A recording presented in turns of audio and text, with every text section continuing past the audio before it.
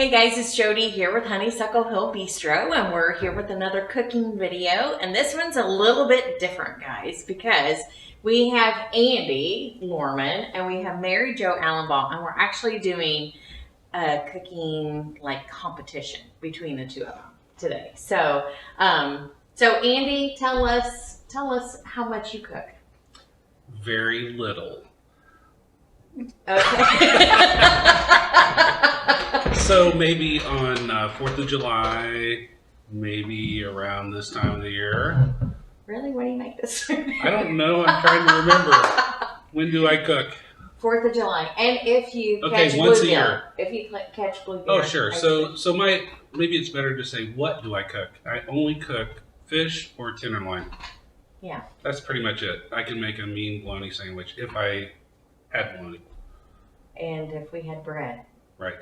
Because we don't have bread a lot here. Okay, so Mary Jo. Yes. Okay, how often do you cook? What's your cooking experience? I am a self-taught cook, and I like to cook a lot of new things, but I also like the old reliable things like tenderloin and, I don't know, beef. Everybody likes beef. Beef tenderloin, standing rib. I do a lot of chicken. So those of you who may not know this, Mary Jo works in our kitchen at lunch on Fridays. And Mary Jo, we are so fortunate to have her because, I mean, she's an awesome cook. She could definitely have her own restaurant if she was crazy enough to do it. Too much work. So, So basically you have a professional and a very novice, a kind of a David Goliath kind of thing It's going a throwdown, on. baby. It's a throwdown. So when you lose, it's really going to be It's embarrassing going to be for you. humiliating when you lose. Okay. oh, that's awesome. You're right. You're right. Beating you is not going to be the biggest accomplishment in my life, but I will enjoy it. Okay. We'll see about this because I make a mean tenderloin.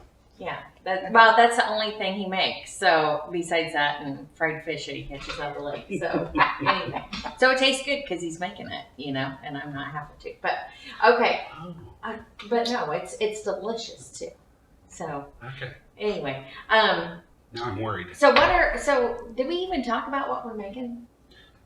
Tenderloin. Tenderloins. Good old Indiana fried tenderloin. Yeah, and we don't fry in the bistro because we don't have a fryer. Actually, we had to buy a fryer for this competition, so because we didn't even have one in the house. So I have to say, one of my favorite meals when we go out any place to any restaurant is tenderloin. Tenderloin. And that Without a doubt. if it's on the menu, I have to get it if I haven't had it there before because I need to see, is this going to be the best tenderloin?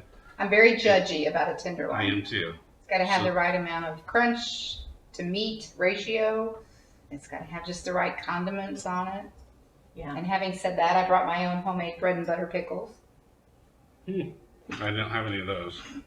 So okay, let's talk about this because whenever I was growing up, the pork tenderloins we had were from a box from Pete's Fritters. Pete's Fritters. Yeah, That's it. So I call that a pork fritter, which I think is way different than a pork tenderloin. Absolutely. Or breaded pork tenderloin. But I have to agree that was a big thing. And we thought that was a tenderloin. Yeah, I did growing up. Until introduced to a real tenderloin at some place like the Spelterville Inn or something, someplace that they really did fried food. They did fried fish and tenderloins, and it was really an eye-opener to me. Right. I don't even remember when my first real tenderloin happened. Do you? I don't know, but it set me in motion to search out every tenderloin I can find because I love them. And I've found some really good ones around Indiana. And I'll tell you, get outside of Indiana, I've never found a good tenderloin. It's like playing a game of euchre and eating a tenderloin. You can only do it in Indiana. Right. Yeah. Yeah. I didn't know that about euchre. I don't get out much, though. Okay, so Mary Jo, let's talk about this because I'm asking all of our guests, and I'll ask you this too, what your creative outlet is because I'm a firm believer that everybody has a creative outlet. Well, I love to cook. It's one of my creative outlets. And my mom, while she was sufficient and had certain things she was relatively good at, like yeast rolls and things of that nature, she always worked. So our dinners consisted of a frozen roast put in a pan when she left for work with onions on top and instructions to turn the oven on at a certain time or when I got out of school. And so as I got to be an adult, I was really interested in desserts, and I started cooking desserts. And then when Rick and I married, he was as adventurous as I was about trying new things, things that we'd never had before, because we were pretty much raised in the meat and potatoes era. And so I just started exploring new recipes and trying new things. Some of them were winners. Some of them were definitely, please don't ever make this again. But yeah, I love to cook, and I love to share what I cook with other people. So you and Rick also used to belong to a gourmet club. Yes. Which that just sounds fascinating. It was an amazing, eye-opening experience because the Gourmet Club gave us an opportunity to cook foods from other cultures. So it was imperative that you really do some research, find a recipe that actually fit the culture. We did Spain one night, and we actually had a gentleman who was born in Spain. Oh, wow. He called his mother, and she provided him with the recipe for flan. So the pressure's on when you have people. We had a gentleman who had his own wine cellar, so we had to find French recipes that were complementary to the wines that they serve in France. So it was a lot of fun to learn all the different cultures, the different types of breads, and all the things that we don't like, that when cooked properly, we found that we did like them. So who made up this group? Because I'm wondering, I'm sitting here and I'm thinking, I wonder if we could do something like that. Oh, we've discussed it in the community on numerous occasions with people in the church. It was made up at Rose Holman. It was part of the women's club, and they formed it over time. It was made up of doctors and professors and custodians, and anyone who worked at Rose was welcome to be a part of the Gourmet Club. And you had that whole gamut with, no exception. Everyone from the secretary to the president could be a part of it, and sometimes they were. And it was also a good learning experience. So it was none of almost them a multicultural experience. So none of them were like professional. No. Okay. No. Well, that's fun. They were mostly self-taught. Some of them had some formal training and maybe wines or something of that nature, but most of us were exploring. So, Andy, what's your creative outlet? Well, not cooking very much. My creative outlet is eating. You have way more than that. I've done a Hence lot the of shirt that you're wearing. His shirt, if you can't read it, says, "If Andy can't fix it, we're all screwed." With the screwdriver. Or screw gun, whatever. anything that I can create with my hands, I love to do. Okay. So over the years, I've done oil painting and watercolor painting. I've done carving and woodworking. Chainsaw carving is the most recent thing that I've kind of taken off doing. Of course, beekeeping, and I think that's a creative outlet as well. So anything I can do, anything I can fix. I like to figure out how things work and make them work or work better.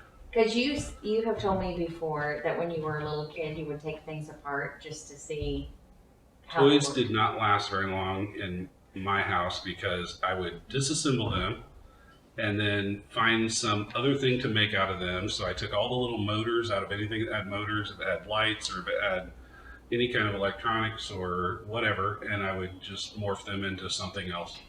So, and then sometimes I wish I had them back, but it was too late because I've already cut things apart and made something else. But, and then afterthought think, oh, I don't have that anymore. But, it was fun. I learned a lot about things.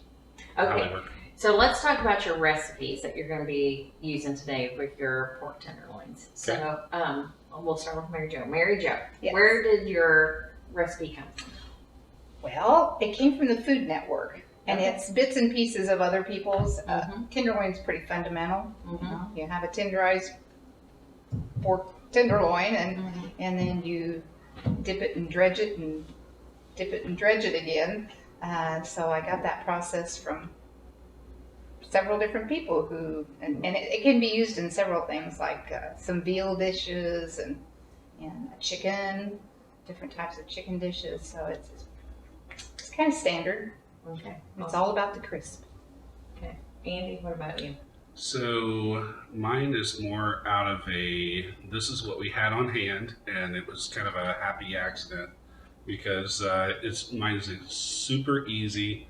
All I'm doing, I'm not dipping or dredging or sliding or slapping. I'm just simply putting mine in a fish batterer that I'm going to show you because it's a neat little device that makes it easy to bread anything with dry breading. And so mine's just a dry breading. It's Andy's fish batter and Andy's chicken batter, a combination of those with some cornmeal just to make it go farther really, and kind of keep the spices down a little bit because tenderloin shouldn't be super spicy, No. but I like a little spice in A it. little something. So mine little spice comes from the hot version of the Andy's fish batter. Which you can buy at Kroger's. So. Yeah, it's not me, but I like to say it's Andy's fish batter and leave it at that. So do you think you were drawn to it because of the name? No, I like it with fish. So for years I've done fish with Andy's fish batter and just bake it in the oven on a flat stone. It's delicious. People like it. At least they say they do. So then we were going to do tenderloins, and I was like, well, let's just try it, see how it works, and it was really good, and I love it. So it's very simple, easy to do. Anybody can do this in a hurry. No real prep. Yours is not really complicated. It's not. It's not complicated to bread it in any other way, but this is so simple and easy and quick, and it's good. Yeah.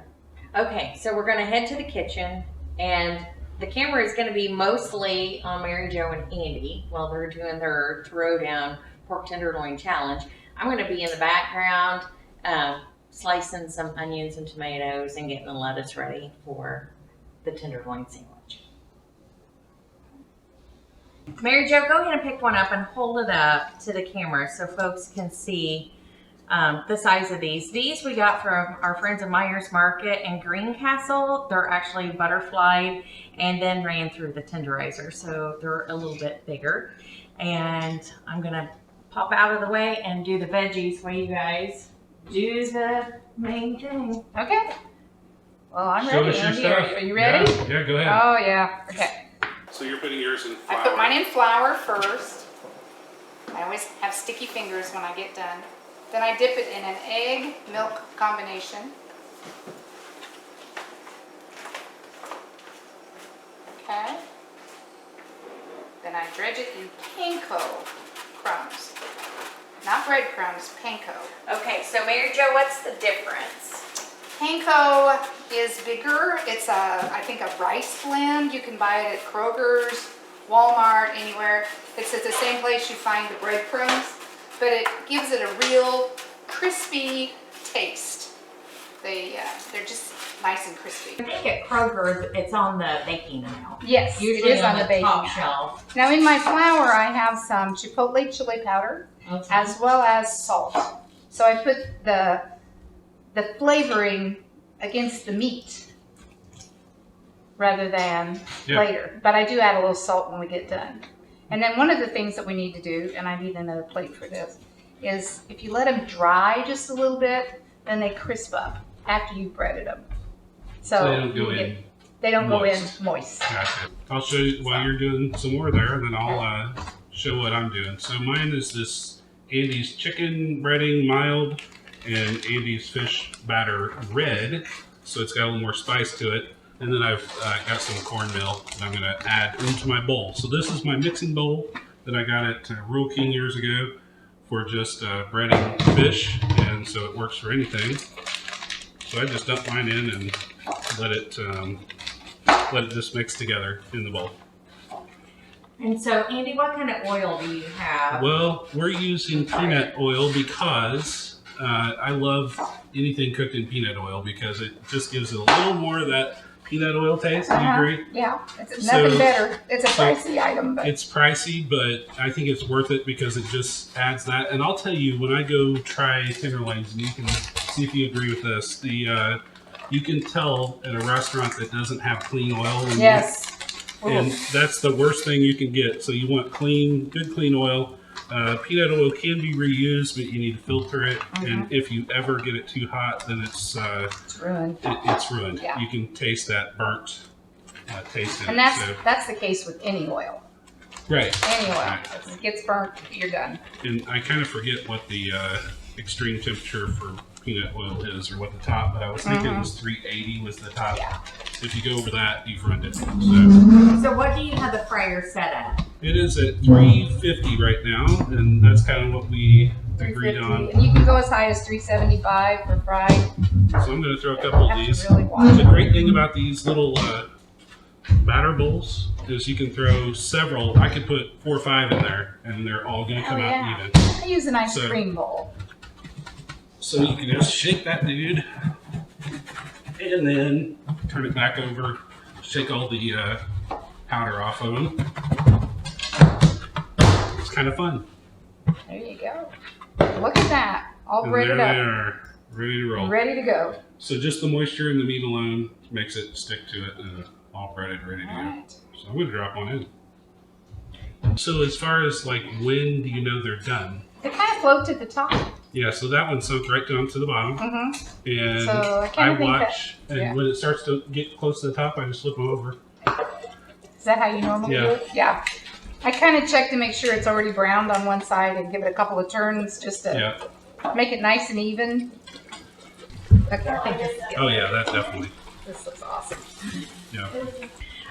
Okay, guys, the tenderloins are done. Now we're to the judging. We have 3 impartial judges, not related to Andy, not related to Mary Jo, that are going to be doing our taste testing, and they're our judges. So, judge number 1 is Karen Burke. Judge number 2 is Allison McWilliams. Judge number 3 is Tony McWilliams. So, I don't even know whose tenderloin is who. So I'm going to point because I'm not good with left and right. This is tenderloin A. On this side of the plate is tenderloin B. They have little charts in front of them, little papers that they're going to hold up. Number 1 means that it's not a very good tasting tenderloin. You don't want to be number 1 in this case. Number 5 is an excellent, best tasting tenderloin.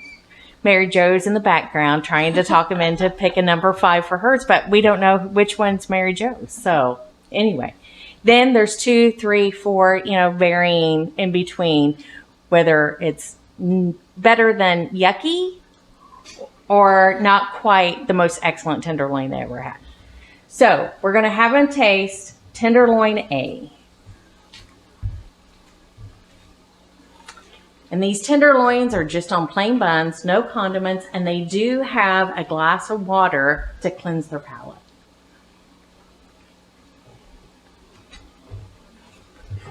Don't be afraid to chew.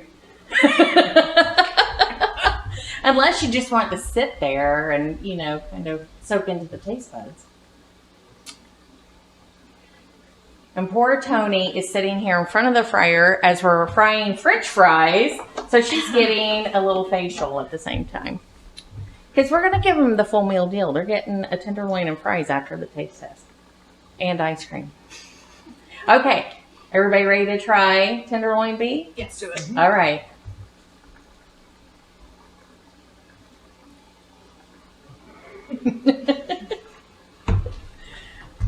You guys are going to be so famous after this. No. So many followers. Okay, are we ready to show our numbers for tenderloin A? It is.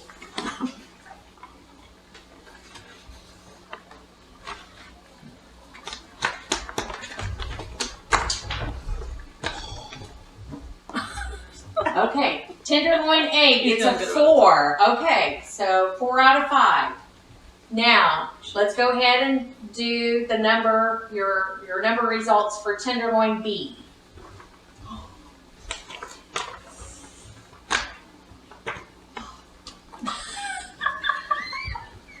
What? Okay, so tenderloin B is Andy. Okay, all right, come in front here. I know I have a prize. Wow. Okay, you guys, thanks so much for watching our video, and make sure that you subscribe to our YouTube channel. Follow us on Facebook, Honeysuckle Hill Bee-stro. Remember, we're closed on winter hiatus until Friday, April 3rd.